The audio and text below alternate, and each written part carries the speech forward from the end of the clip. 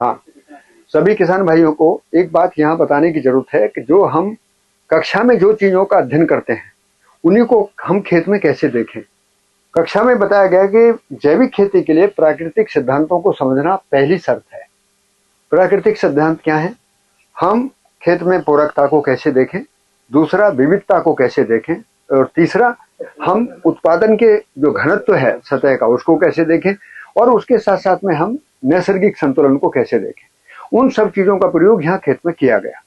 जहां पर हम खड़े हैं यहाँ हल्दी से पहले लहसुन लिया गया, लहसुन के बाद यहाँ पर हल्दी ली गई, और हल्दी के बीच में जैसे ही हल्दी का पत्ता नवंबर में मरेगा यहाँ इसके बीच में अलसी आ जाएगी, या अलसी के साथ साथ सरसों आ जाएगी।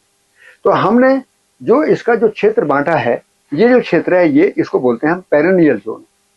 यहाँ पर गन्ना जो है ये अब चौथे वर्ष का गन्ना है। यहाँ पर हम बार बार इन फसलों को ले रहे हैं।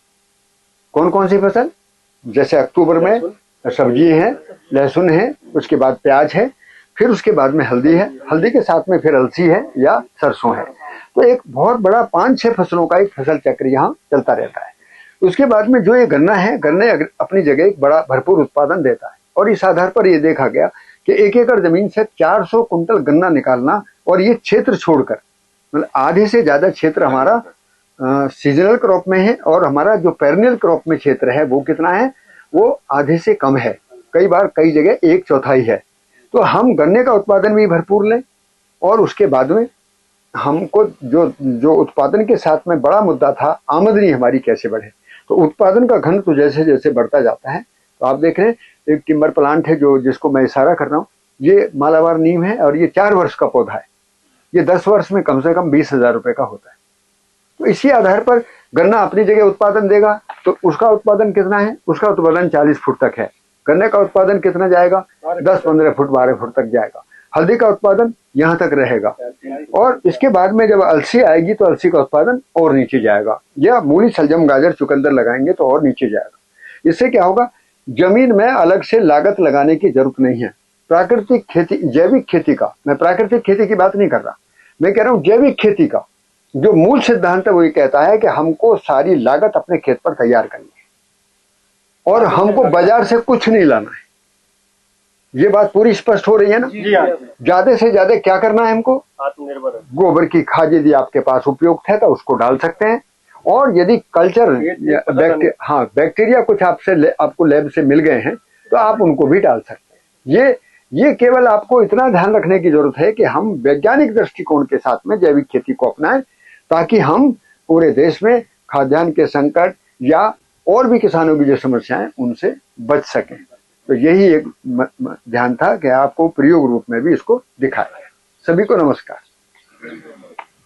सभी को नमस्कार। इस 10 दिवसीय कार्यक्रम में एक बहुत बड़ा घटक है कि हम अपने खेत की उर्वरता को बनाए रखने के लिए गोबर का किस तरीके से प्रयोग कर सकते हैं, पेशाब का प्रयोग कैसे कर सकते हैं, और इसके साथ में हम यदि गोबर और पेशाब में जो तरल खाद बनाते हैं उसको हम और ज्यादा कैसे समृद्धशाली बना सकते हैं, ताकि जमीन की उर्वरता और तेजी से बढ़ जाए। तो आप यहाँ देख रहे हैं कि इन ड्रमों के अंदर हमने वो सभी चीजें अपने जो प्रयोगशालाएं, जैसे इंडियन एग्रीकल्चर रिसर्च इंस्टीट्यूट की जो लैब है, जो माइक्रोबायोलॉजी की लैब है, या जो भी कहीं से जहां से हमको ये चीजें मिलती हैं, जिसमें पीएसबी भी है, सिलिकॉन भी है, केएमपी भी है, एजोटोबैक्टर है, एसिटोबैक्टर है, और भी अन्य जितनी भी चीजें हैं वो सभी आपके सामने रखी हुई है। क्या करते हैं, इसमें गोबर के इसी पानी को लेते हैं और इसी में थोड़ा सा गुड़ मिश्रण करते हैं, और गुड़ के बाद में इसको यहाँ डेवलप करते हैं। इसको डेवलप करने के बाद में ये सब क्या है? ये गोबर गैस की स्लैरी से आया हुआ पानी और गोबर है। इसमें इसकी बड़ी भूमिका ये है कि जब हम इसका प्रयोग करते हैं तो जैसे ये इसमें डेवलप होता है तो पानी की नाली के साथ में हम इसको इसमें डालेंगे, और आप देखेंगे तो यहाँ पर एक ट्यूबवेल की नाली गई हुई है, इसी नाली के द्वारा ये खेत में चला जाएगा। तो एक बहुत बड़ा मेहनत करने की जरूरत नहीं है। जरूरत किस बात की है?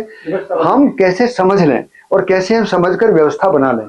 तो यहाँ पर पूरी ये गौशाला है, ये पूरी गौशाला में लगभग 25 गाय हैं, और 25 गायों के लिए कोई दान चंदा नहीं लिया जाता।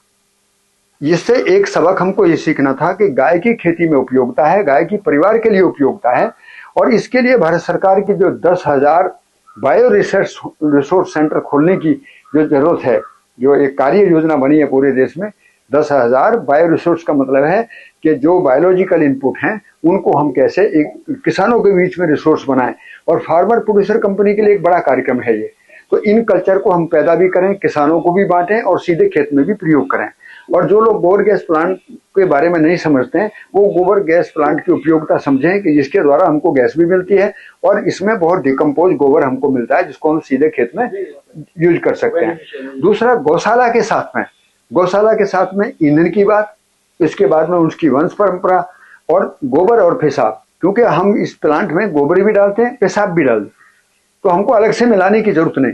तो इस प्रकार से जो भी अलग अलग तरीके से इनपुट बनाने की बात कही, यदि गांव में एक भी जगह एक भी किसान ऐसा है कि जो इस प्रकार का एक बायो रिसोर्स बनाता है तो वो अपने खेत को तो तैयार करेगा ही, साथ साथ में वो हर किसान को 5-5 लीटर 10-10 लीटर ये उत्पाद बनाकर दे देगा। जो चीजें बाजार में हमको बहुत महंगी मिल रही हैं वो यहाँ पर 10-20 रुपए में उपलब्ध हो जाएंगी। तो ये एक बहुत बढ़िया कार्यक्रम है ताकि हम वैज्ञानिक विधि से जैविक खेती को कैसे अपनाएं और बाजार के चंगुल से बचें। ये सीधा सा कार्यक्रम है। सभी को नमस्कार। मेरा नाम नरेश है, मैं डिस्ट्रिक्ट मुरैना मध्य प्रदेश से आया हूँ। इस 10 दिवसीय कार्यक्रम में ग्राम बीटा कृषि तीर्थ में प्रशिक्षण लेने के लिए आया हूँ। ये प्रशिक्षण का 3रा दिवस है। मेरा मुख्य व्यवसाय मधुमक्खी पालन है। इस जैविक खेती के साथ मधुमक्खी पालन को जोड़ के कैसे बेहतर किया जा सकता है और उसमें एक बेहतर प्रकृति के साथ रह के कैसे बेहतर उत्पादन लिया जा सकता है, कैसे मार्केटिंग की जा सकती है, किस तरह से प्रसंस्करण किया जा सकता है, उत्पाद बनाए जा सकते हैं, यानी हम जो चीज़ उत्पादन कर रहे हैं उसके बेहतर से बेहतर उत्पाद और सीधे उपभोक्ता को किस तरह से पहुंचाए जा सकते हैं, इन सब बातों पर इस चर्चा हो रही है। हमने सुना, देखा और हमने यहाँ प्रैक्टिकल किया। इनके जो कृषि बीटा है, मैं इनका धन्यवाद करना चाहूँगा कि इन्होंने जैविक खेती केंद्र गाजियाबाद वालों का, इन्होंने हमें ऐसी जगह ट्रेनिंग लेने का मौका दिया जहां हम थ्योरी के साथ प्रैक्टिकल भी देख सकें। हम यहाँ देखते हैं वो सारी व्यवस्थाएं, जैविक खेती से उत्पादन किस तरह लिया जाए, प्रमाणीकरण किस तरह से किया जाए, प्रोसेसिंग किस तरह से किया जाए और पैकेजिंग और मार्केटिंग सबका एक यहाँ मॉडल है, बहुत बढ़िया मॉडल है। तो मैं इस तरह से हम देख सकते हैं और हम अपने जीवन में अपने यहाँ जाकर के इसको कैसे बेहतर कर सकते हैं। इस हेतु ये प्रशिक्षण किया, इससे किसानों का बहुत भला होगा। मैं चाहता हूँ, मेरा निवेदन है कृषि मंत्रालय से, राष्ट्रीय जैविक खेती वालों से कि इस तरह के प्रोग्राम आयोजित करें और किसानों के बीच में ही करें, ऐसी संस्थाओं के माध्यम से करें जहाँ ये काम पहले से हो रहा है, बहुत अच्छे तरीके से हो रहा है, तो किसानों का भला होगा। धन्यवाद।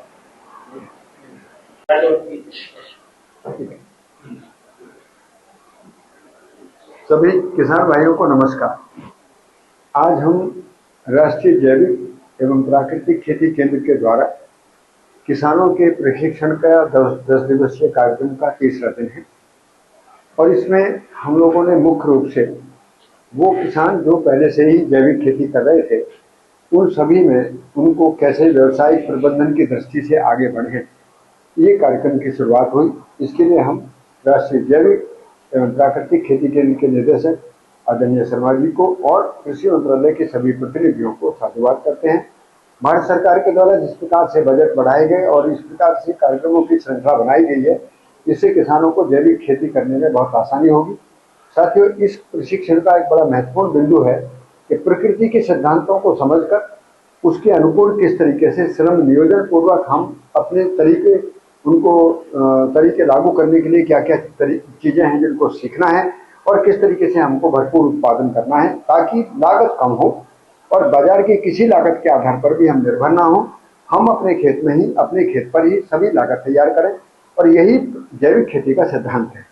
जैविक खेती का मूलभूत सिद्धांत यही है कि प्रकृति की व्यवस्था को समझकर हम उन सभी लागतों को जिससे हमारी जमीन की उर्वरता बढ़े, जीवाणुओं की संख्या समृद्ध हो, हमारी जमीन की स्वास्थ्य ठीक रहे और हमारे खर्चे कम से कम हो, उन सभी को अपनाकर उसके सिद्धांतों का जो नियम है वो उसमें पूरकता का नियम है, विविधता का नियम है, उत्पादन के घनत्व का नियम है, उसमें इकोलॉजी का नियम है। उन नियम को समझकर कितनी दूरी पर, किस समय में, किस फसल को किसके साथ लगाना है, इस प्रकार से हमने इस 10 दिवसीय कार्यक्रम में इस सारे कार्यक्रम को पूरा करना है।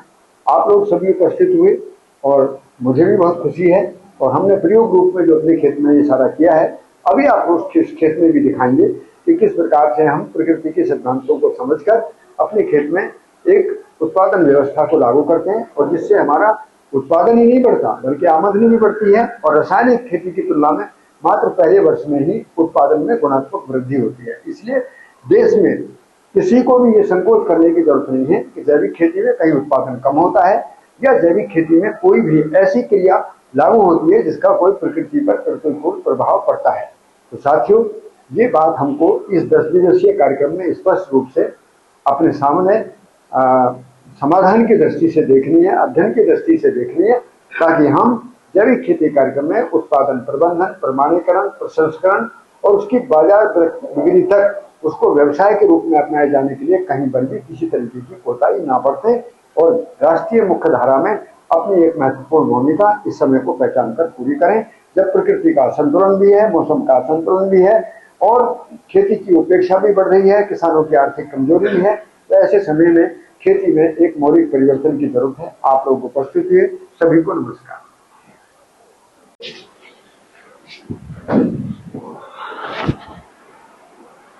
नमस्कार साथियों, मेरा नाम रामदीन त्यागी है। मैं मध्य प्रदेश के मुरैना डिस्ट्रिक्ट से आया हूं, और भारत सरकार का जो जैविक खेती कार्यक्रम है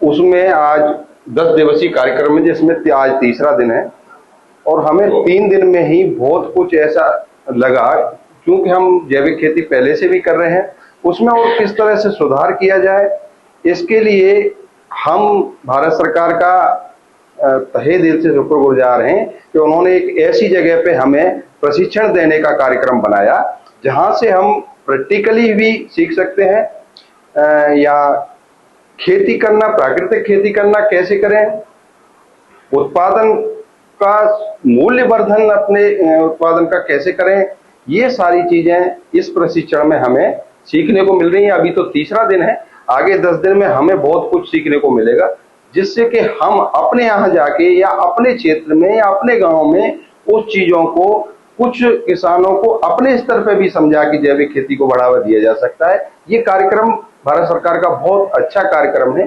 कहीं न कहीं किसान केमिकल खेती से त्रस्त है, लेकिन उसे उसका विकल्प ठीक तरह से समझा के या समझ के नहीं मिल पा रहा है। तो ये इस प्रयास में भारत सरकार का ये अच्छा प्रयास है, इसमें किसान बहुत कुछ सीखने को और करने को मिल जाएगा।